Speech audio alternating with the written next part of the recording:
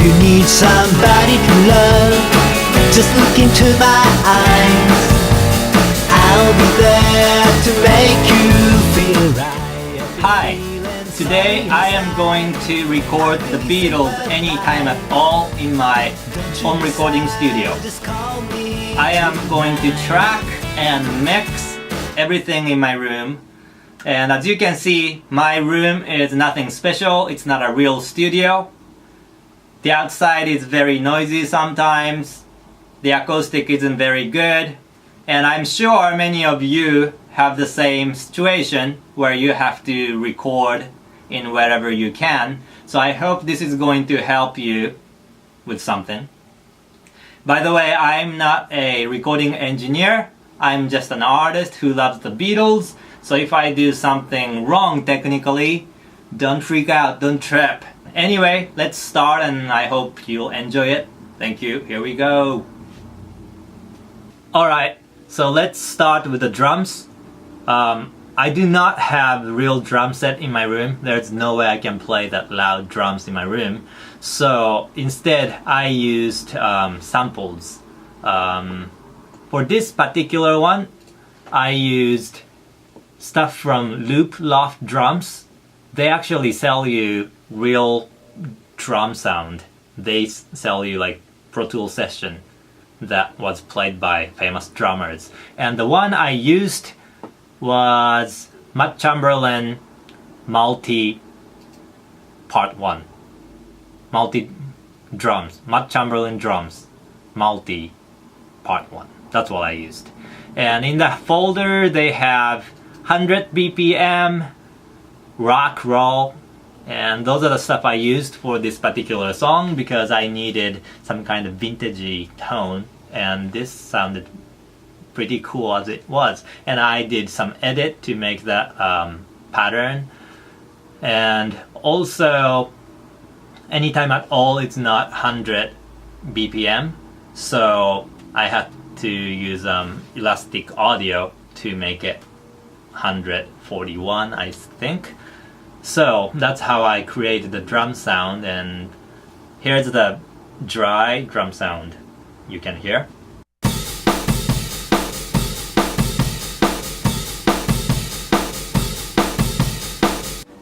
Okay, so let's move on to bass. This is the bass I used to record.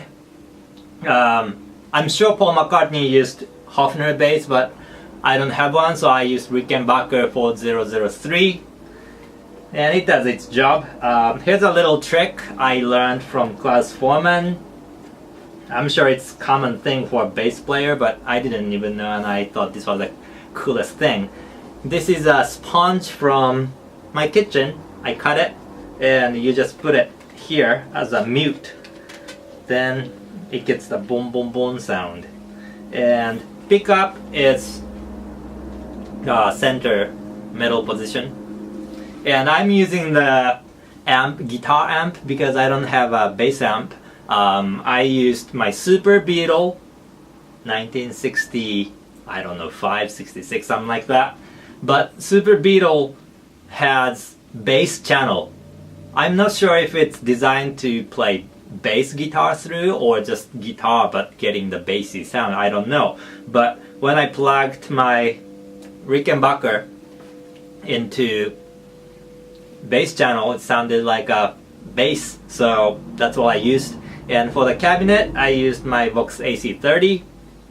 Okay, so, and as for the microphone, I mic'd with Slate Digital VMS, virtual microphone system, I assume.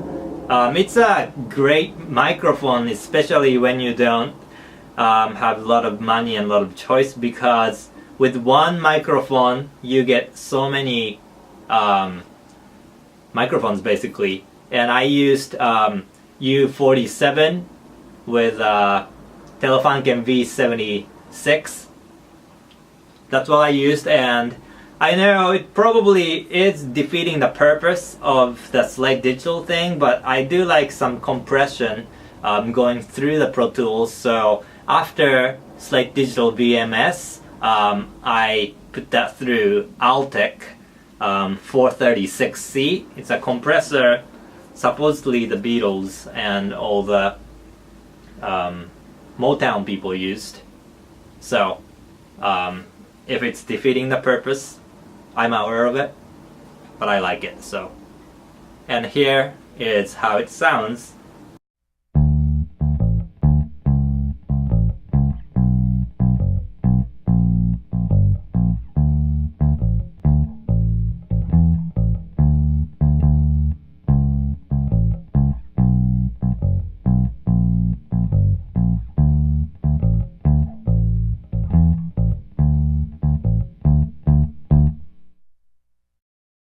Okay, guitars. For acoustic guitar, I use my, I think this is 1954 or 56, I forgot, Gibson J160E. And this one I'm tracking with this little microphone called Neumann U64. It's a tube, small diaphragm microphone, and I put it kind of not too close, about 12 inches for American people, 30 centimeter for anybody else. So it's not too close, but not too far. Also, while tracking this, first of all, this is going through Telefunken V72, then it goes into Altec, again, Altec 436. By the way, I heard all the Beatles recordings are going through Altec or Fairchild, whichever, I forgot, maybe both. Even though it's not compressing, it's going through those things, so yeah, why not? I'm going through Altec 436, and also I wanted the guitar sound to be kind of, you know, not taking too much place, so it's going through some EQ, more like a filter. I cut off the low end and brighten up the higher bit. I'm using this EQ supposedly modeled after EMI Abbey Road console, and somebody made it. It's not a real, I mean, it's a real EQ, but it's not by a major company. Somebody made it for me, so.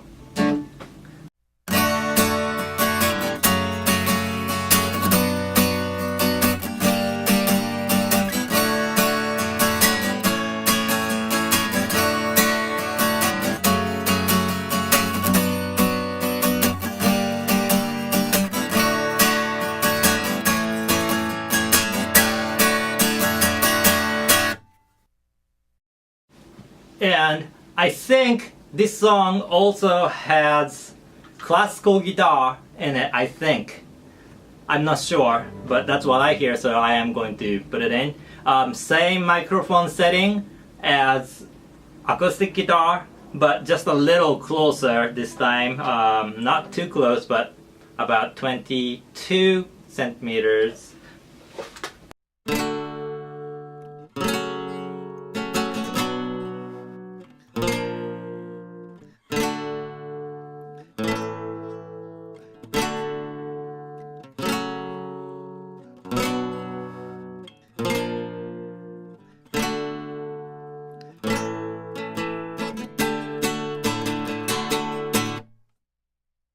Okay, for electric guitar, I'm using Rickenbacker 360 12 strings.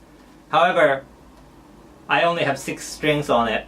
I am not using this as 12 strings anymore, so I only have 6 strings. So instead of doing the 12 string thing, I think George Harrison did 12 strings, but I'm just going to overdub, double the guitar, so kind of gets the vibe. And this I'm going through Vox AC30, normal channel, not the brilliant channel. I tried it, but it was a little too bright. So I'm using, going into the normal channel, And also I'm going through Spring Reverb by Carl Martin. It's pretty great. It actually has the real spring in it. And for the microphone, same thing again, Slate Digital U47, going through Altec compressor and going straight into Pro Tools from there.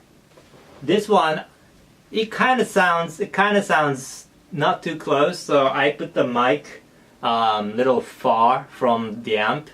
I mean, I don't have a good room sound, so I didn't want to do too far, but at least, you know, I don't have the in-your-face sound.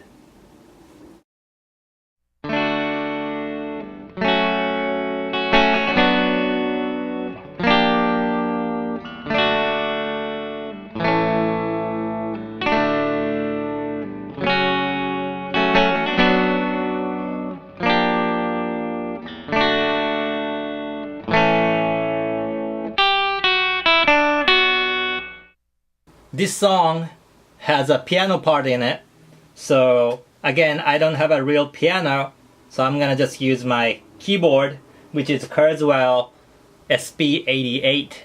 Rather than going directly into the Pro Tools, I am going through the amp and mic it so that it sounds a little more real. I'm going through Vox AC30. The microphone I'm using is, again, the same thing, Slate Digital VMS, same setting.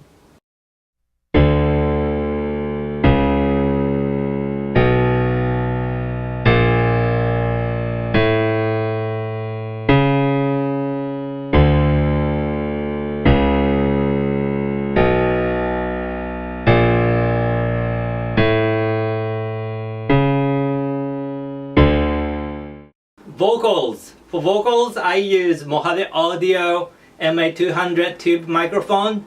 I could have used Slate Digital, but for my vocals, I really like this microphone. It's not a super expensive mic. It's around $1,000, but I did some modification to it. I changed the capsule to U47 clone capsule, and I like it. So I'm going to use this microphone, going into Telefunken V72, and going into Universal Audio 1176, and then going into Warm Audio Altec EQ clone, which I just got it recently and I really love it. And also I do double tracking of it, so I sing twice the same thing, and that's what John Lennon does, and that's how he gets that sound. Here we go. If you need somebody to love, just look into my eyes.